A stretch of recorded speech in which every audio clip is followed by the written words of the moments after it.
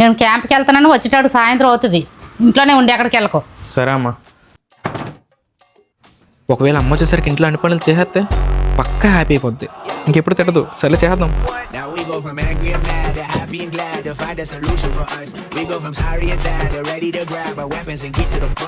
ఖచ్చితంగా హ్యాపీ అయిపోద్ది.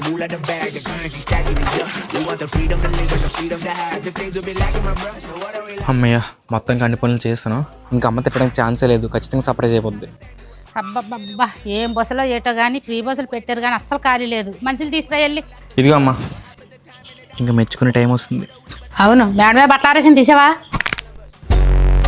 మర్చిపోయానమ్మా. మర్చిపోతావు, ఎందుకు మర్చిపోవు? నేను లేకపోతే ఏ పని చేత కాదు.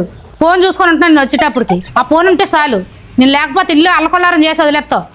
ఎక్కడికైనా వెళ్దామంటే భయం. వెళ్ళి మేడమే బట్టలు తీసురా.